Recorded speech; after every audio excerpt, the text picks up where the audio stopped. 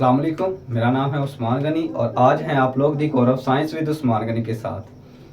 तो लास्ट में हम लोग पढ़ रहे थे जी अल्कीन क्या है और अल्कीन को ओलिफिन्स क्यों कहा जाता है। तो आज का हमारा जो लेक्चर है वो है प्रिपरेशंस ऑफ अल्कीन के ऊपर। आज हम सीखेंगे मुख्तलिफ रिएक्शंस को करके कि हम देखेंगे कि अल्कीन्स को किन किन मेथड से हम प्रिपेयर करवा सकते हैं। सबसे पहला जो आज का हमारा एक सिंपल सा मेथड है, इसे कहते हैं जी डिहाइड्रोहेलोजिनेशन ऑफ अल्काइल हाइड। वो अल्काइल हाइड हमारे पास क्या होते हैं? सबसे पहले अल्काइल जितने भी ना हमारे पास जो सिंपल अल्केन्स थे, जब उनके लास्ट में से एक हाइड्रोजन को रिमूव कर दें तो हमारे पास वो अल्काइल में कन्वर्ट हो जाता है। आपको थोड़ी सी एग्जांपल से समझाता हूँ।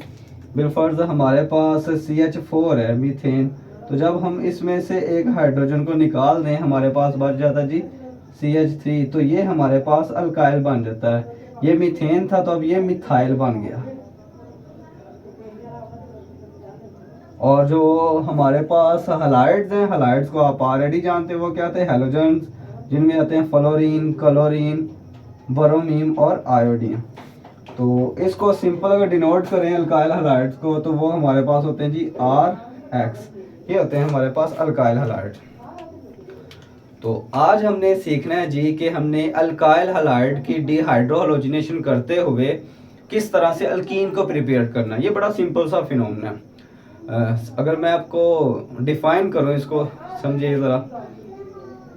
The process in which removal of hydrogen and halogens will take place at a same time at a catalyst. हमारे पास है इसके अंदर पोटाशियम हाइड्रोक्साइड्स।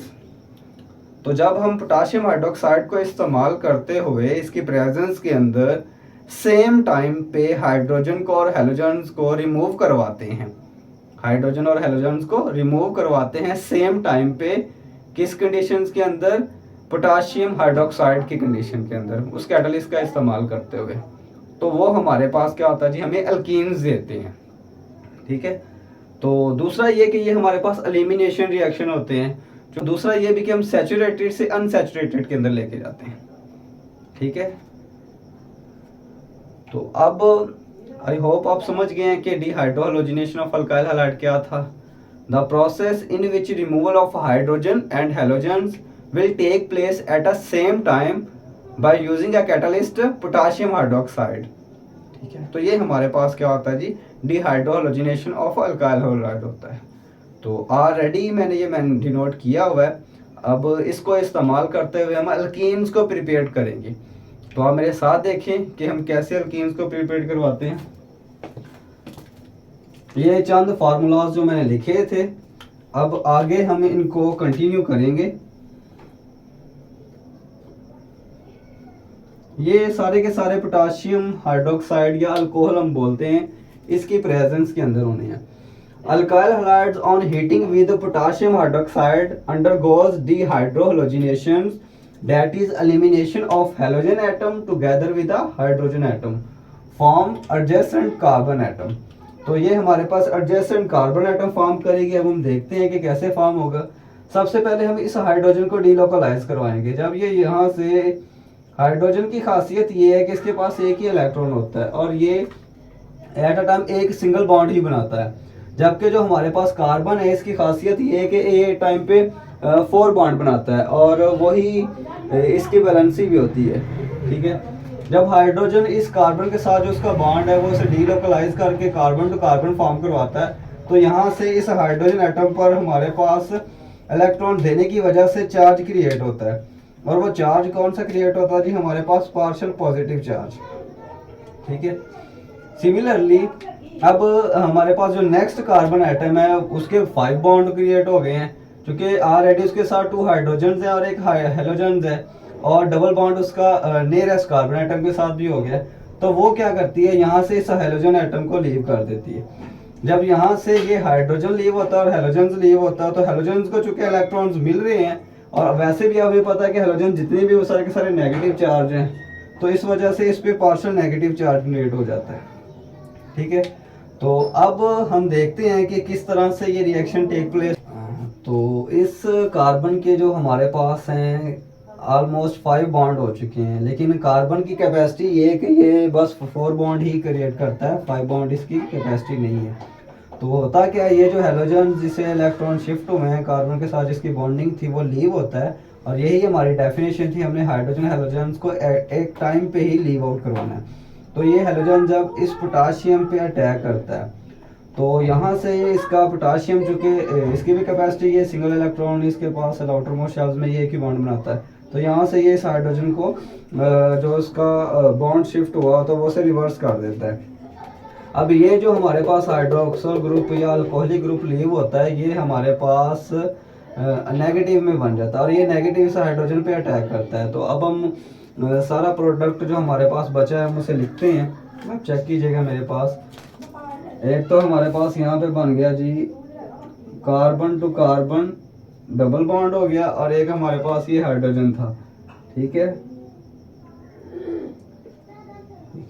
अब आगे हमारे पास इस कार्बन के पास क्या है जी, 2 हाइड्रोजन प्रेजेंट है इसके पास। प्लस में ये जो हमारे पास हेलोजन ग्रुप था इसने इस पोटाशियम के साथ अटैक किया और यहाँ से पोटाशियम हलाइड बन गए। और अनदर हमारे पास ये जो OH था जो हाइड्रोजन हमने लीव करवाया था कार्बन एटम से, उसके साथ मिलके हमारे पास H2O बन जाता है। अब देखें कि जब हम अल्केन्स को अल्कोहलिक KOH की मौजूदगी में ट्रीट करवाते हैं तो वहाँ से हमारे पास अल्कीन्स प्रिपेयर्ड होती हैं और एडिशनल प्रोडक्ट आते हैं हमारे पास पोटाशियम हलाइड और वाटर्स, ठीक है। तो अब आपने क्या करना है, कोई बेसिक काम नहीं है। इस हेलोजन्स की जगह पे ये फ्लोरीन, क्लोरीन, ब्रोमीन, आयोडीन ये सारे हमारे पास ग्रुप हैं। आप लोगों ने इस हेलोजन फंक्शनल ग्रुप को चेंज करना है। इसको चेंज करके इसकी जगह पे आप फ्लोरीन, क्लोरीन लगाते हो और सिंपल इस तरह से इक्वेशन बनती जाएगी और बस आपके पास ये प्रोडक्ट चेंज आएगा। यहाँ पे फ्लोरीन, ब्रोमीन, आयोडीन और क्लोरीन ये ऐड हो जाएंगी, तो ये आपके पास इक्वेशंस बन जाएंगी सारी की सारी। अब नीचे एक और इक्वेशन मैंने की हुई है, आप लोग देखिएगा ज़रा। इस इक्वेशन के अंदर भी हम यही सीखेंगे कि मैंने जस्ट सिर्फ इस हेलोजन ग्रुप की जगह पे ब्रोमीन एटम लेके आया हूँ। तो ब्रोमीन एटम को भी बिल्कुल हम उसी सेम कंडीशंस के अंदर डीलोकलाइज करेंगे और हाइड्रोजन को भी करेंगे और उससे हम एडिशनल प्रोडक्ट देखेंगे, हमारे पास पोटाशियम ब्रोमाइड और वाटर आ जाएगा। चलें करते हैं। सबसे पहले ये हाइड्रोजन यहाँ से डीलोकलाइज होगा, यहाँ से ये ब्रोमाइड यहाँ से हमारे पास पोटाशियम पे और ये OH इसे शिफ्ट हो जाएगा। फिर ये OH हमारे पास जो नेगेटिव है इस हाइड्रोजन पे, चूंकि हाइड्रोजन ने बॉन्ड लीव किया इस वजह से इस पे पॉजिटिव चार्ज आ गया, इस ब्रोमाइड पे पार्शियल नेगेटिव, इस पे पार्शियल पॉजिटिव चार्ज। तो हमारे पास फिर से प्रोडक्ट क्रिएट हो गया। लिखते हैं जी हम, यहाँ से हमारे पास आ गया जी RHC carbon to carbon double bond H2। हम लोगों ने फिर से थोड़ी लॉन्ग चेन ली है। अल्काइल ग्रुप हमारे पास अब 3 टाइम, इसके अंदर हमारे पास 2 कार्बन थी, इसमें भी 2 थी, जबकि इसके अंदर हमने थोड़ी लॉन्ग चेन ली है, इसके अंदर 3 कार्बन लिए हैं, तो तब भी हमारे पास अल्कीन जनरेट हुई है। आप इस तरह से चेन को बढ़ा सकते हैं, नंबर ऑफ कार्बन लेके आ सकते हैं और हर दफ़ा आप सेम टाइम पे कार्बन से डीलोकलाइज करवाएंगे हाइड्रोजन को और हेलोजन एटम को। तो सेम टाइम पे हम हाइड्रोजन और हेलोजन को रिमूव करवा के अल्कीन बनाएंगे और पोटाशियम हलाइड बनाएंगे, पोटाशियम हलाइड और एडिशनल प्रोडक्ट वाटर हो गए हमारे पास। तो आई होप आप लोग समझ चुके हैं कि डीहाइड्रोहलोजिनेशन क्या है, सेम टाइम पे हाइड्रोजन और हेलोजन को रिमूव करवाना और किसकी प्रेजेंस के अंदर, पोटाशियम हाइड्रोक्साइड की प्रेजेंस के अंदर, ठीक है। तो अगर आपको मेरा ये आज का वीडियो पसंद आया हो तो इसे लाइक कीजिएगा, सब्सक्राइब कीजिएगा और बेल आइकन को प्रेस करना मत भूलिएगा ताकि आपको मेरी नई आने वाली वीडियो का नोटिफिकेशन मिल सके। अस्सलाम वालेकुम।